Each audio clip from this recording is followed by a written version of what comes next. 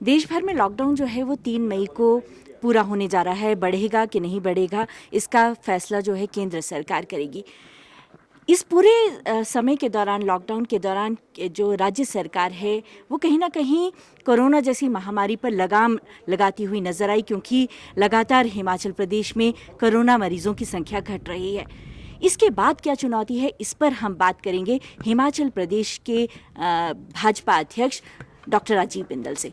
बिंदल साहब, आपकी जो पार्टी है उसने बहुत अच्छा काम किया, बहुत कहा जाए तो समाज से जुड़ा हुआ, चाहे वो मास्क उपलब्ध करवाना हो या फिर सैनिटाइज़र उपलब्ध करवाना हो, मॉरल बढ़ाना हो, बहुत अच्छा काम किया। अब आप किस चुनौती को सामने देख रहे हैं? धन्यवाद, डीडी न्यूज़ का बहुत आभार और आपके माध्यम से हिमाचल की जनता को मेरा नमस्कार। आपने सही फरमाया, हिमाचल प्रदेश की सरकार ने श्री जयराम ठाकुर जी के नेतृत्व में एक अच्छा काम किया और हम सौभाग्यशाली हैं कि आज हमारे पास मरीजों की संख्या घटी है और प्रभु ने चाहा तो हम बिल्कुल और टोटल ग्रीन जोन में आने की स्थिति के अंदर खड़े हुए दिखाई देते हैं।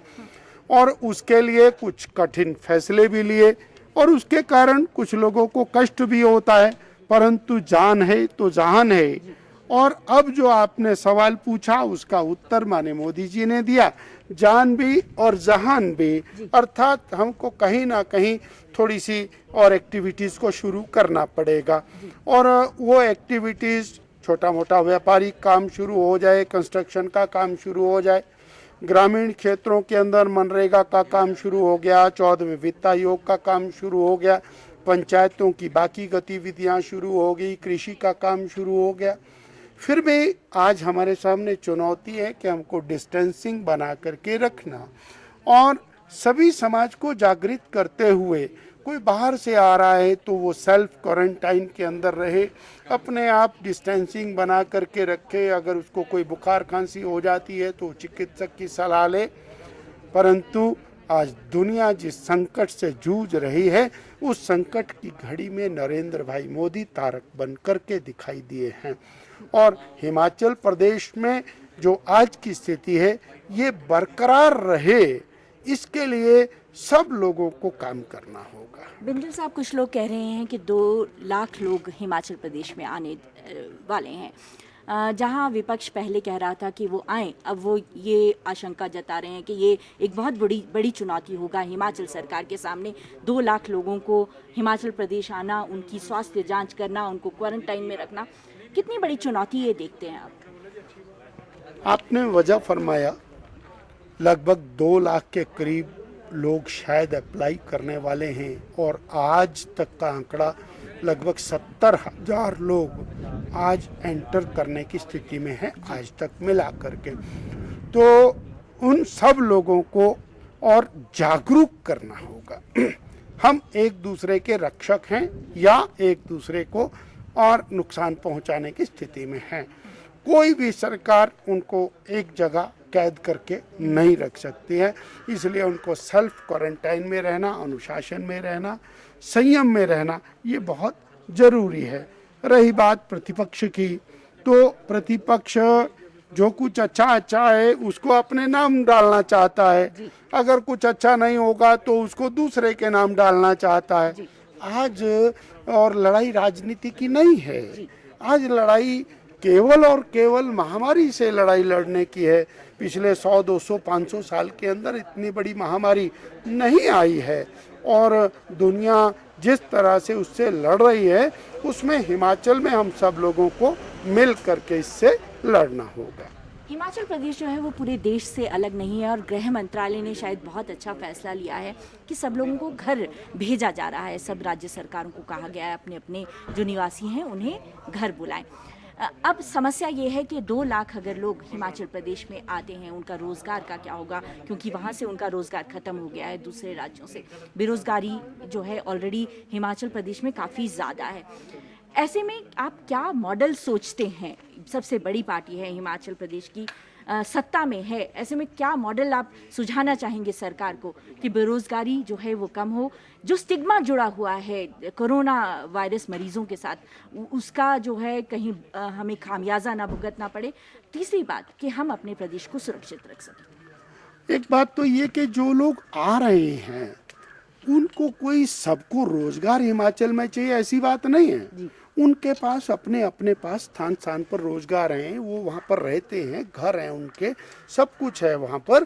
परंतु क्योंकि बीमारी जगह जगह फैल रही है उसको लेकर के एक भय का वातावरण है कि मैं आज दिल्ली में रहूंगा तो मेरे को चपेट में ना आ जाए, मैं हिमाचल में चला जाता हूँ तो बच जाऊंगा। इसलिए ये कहना कि 2 लाख लोगों को रोजगार चाहिएगा ऐसा कदापि नहीं है। हाँ, हो सकता है 10-20 हजार लोग ऐसे हों जो अपना रोजगार छोड़ कर गई आ जाएं और मैं चलो भाई 6 महीने साल नहीं जाऊंगा वापिस जब तक स्थितियां सामान्य नहीं हो जाती हैं। वही हिमाचल प्रदेश को अभी बहुत सारे और नुकसानात हैं। हमारा टूरिज्म उसको बड़ा भारी नुकसान है, हमारा जो बिजली है उसको उस प्रकार से दाम नहीं मिलने वाला है, जीएसटी की प्रॉब्लम है, एक्साइज की प्रॉब्लम है। इसलिए काल तो संकट का है। उस संकट के काल में जो सामान्य व्यक्ति है, छोटा व्यक्ति है, उसको कुछ रोजगार मिलता रहे। हाँ। उसको गांव में रोजगार मिल जाए, सेल्फ हेल्प ग्रुप के माध्यम से रोजगार मिल जाए, जो हमारा चर्मकार है वो चमड़े का काम करे, कोई और कपड़ा बनाने वाला है वो कपड़ा बना करके, कुछ और आइटम बनाने वाला व्यक्ति है, कहीं ना कहीं उसकी लाइवलीहुड को चलाने का प्रयास वो करना होगा। और सबसे ज़्यादा जरूरी है हमारा किसान और बागवान, उसकी जो प्रोड्यूस है वो ठीक जगह पर ठीक समय पर बिकती रहे, वो हमको करना होगा। अब जैसे हमारा सेब का सीज़न आने वाला है तो सरकार ने तैयारी की है, बॉक्सेस बनने शुरू हो गए हैं, वो समय से निकल जाएगा तो हमारी एक इकोनॉमी होगी। हमारे पुष्प की जो मार्केट है उसको बहुत नुकसान हुआ है, वो उसको अभी हम जल्दी से रिक्विप नहीं कर पाएंगे क्योंकि बड़े समारोह सितंबर अक्टूबर तक बंद रहेंगे। तो ऐसे में उनको अल्टरनेटिव क्रॉप देना, अभी हमारी प्लम की, चेरी की वो आएगी, वो हमारी मार्केट वो ठीक से ट्रांसपोर्ट हो जाए, वो सारी चीज़ें पहुंच जाएं, हमारी मशरूम दिल्ली की बाकी जगह मार्केट में पहुंचती रहे, तो किसान बागवान जिंदा रहेगा, मजदूर को नीचे के स्तर पर काम मिले, construction activities to an extent शुरू हो जाएं, छोटा दुकानदार उसकी आया चलाई चल जाए तो काफ़ी हद तक काम चल पाएगा। फिर भी हमारे लिए चुनौती जरूर है और उस चुनौती को हम सबको मिल करके पूरा। डॉक्टर साहब, मेरा आपसे आखिरी सवाल, हिमाचल प्रदेश ने जिस तरह से कोरोना वायरस की महामारी को चुनौती देते हुए जिस तरह से काम किया है, क्या कहना चाहेंगे? सरकार ने सही कदम उठाया, सही समय पे कदम उठाया, और आने वाले समय में उनको क्या सलाह देंगे? देश में और हिमाचल प्रदेश में दोनों जगह बहुत अच्छे निर्णय हुए। हिमाचल प्रदेश में कोई बहुत बड़ी चुनौती नहीं थी, उसके बाद भी लॉकडाउन नहीं किया, कर्फ्यू लगाया और सबसे पहले कर्फ्यू लगाया, तो वो एक बहुत अच्छा निर्णय था। फिर आवागमन के साधनों को बंद करना, बाकी सारी व्यवस्थाएं करना, ये सारे निर्णय बहुत अच्छे हुए हैं और पार्टी ने नीचे के स्तर के ऊपर समाज सेवा का काम अपने हाथ में लिया और समाज के लोगों ने खुल करके सरकार का सहयोग दिया। आने वाले समय में धीरे धीरे जीवन को पटरी पर लाने का एक प्रयास होना। बिल्कुल, डॉक्टर साहब का कहना है कि जीवन जो है उसको पटरी पे लाने का प्रयास होना चाहिए। छोटे जो कारोबारी हैं, चाहे वो बागवान हैं, उनको सुविधा मिलनी चाहिए, उनका जो प्रोड्यूस है वो बिके, छोटे कारोबारियों का काम शुरू हो। मनरेगा का काम ऑलरेडी शुरू हो चुका है, कंस्ट्रक्शन का काम शुरू हो चुका है। तो सरकार जो है धीरे धीरे इस महामारी को जो है कहीं ना कहीं से निपटने में कामयाब फिलहाल नजर आ रही है। कैमरामैन राकेश कुमार के साथ नंदिनी मित्तल, डीडी न्यूज़, शिमला।